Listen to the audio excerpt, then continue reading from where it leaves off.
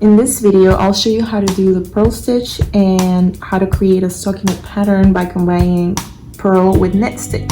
For this tutorial, you can use any yarn you like, but for demonstration purposes, I'm using bulky yarn and size 11 or 8mm circular needles. You can use straight needles or double pointed needles too, doesn't really matter. So to begin, I'm casting on 10 stitches onto my needles using the long tail method. At this point of your knitting journey, you should be familiar with casting on stitches and with the knit stitch.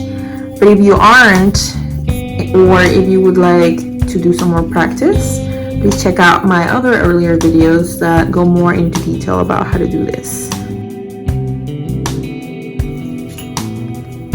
So we're going to begin by knitting all of these stitches.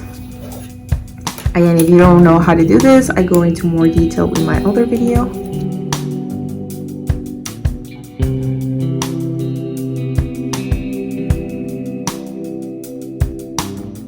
So once you've got your first row knitted, I'm going to turn this around to do the purl. So purl is really the reverse of the knit stitch. You will see it in patterns represented with a P. And because it is the reverse, to begin, you must make sure that your yarn is in the correct place. So when you're knitting, you're usually holding your yarn behind your work and the back. But when you're purling, you actually want to bring it forward. You always have to have it in front of your work. So we're going to purl this first stitch. To insert the needle to purl, we're actually only going to use the front part of your stitch. So you see how the round stitch, we actually never going to touch the back of it. So I will just insert the needles likewise, so from right to left and only on the front, and then I'll wrap around this needle that I had already in front of me. As you can see, I am wrapping it around my finger just like I would with the knit stitch, but I am keeping it on the front so that I can easily just wrap it around like that. And now that I have that stitch, I can pull it out and I have my purl. So I'll do that again. Now that I have my first stitch here, I'll insert my needle in the front, wrap it around, and just kind of pull it out and off my needle. So once again, insert it through the front, wrap it around, and pull it out as I slide it off. Once more, insert my needle, wrap my yarn that is always on the front, pull it out and out of my needle. And once more.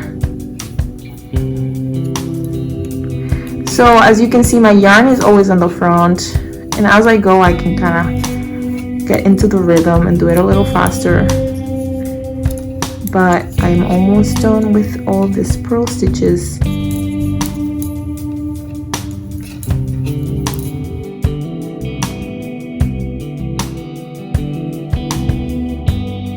So you can see that my work looks very different than when I'm knitting all my rows.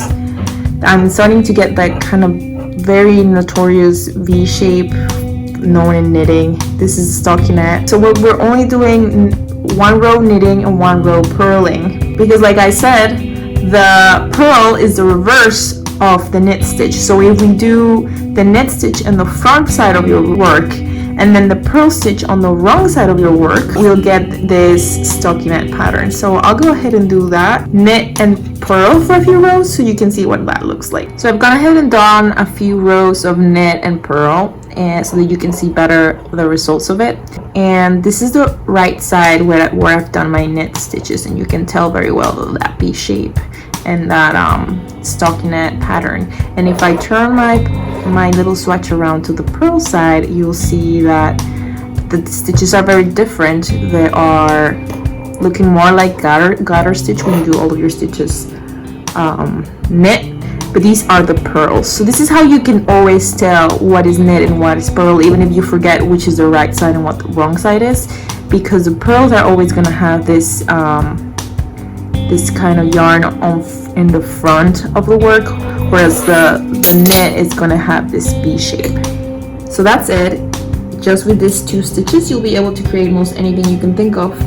Practice and make sure to subscribe for more tips and patterns and tutorials. Happy knitting!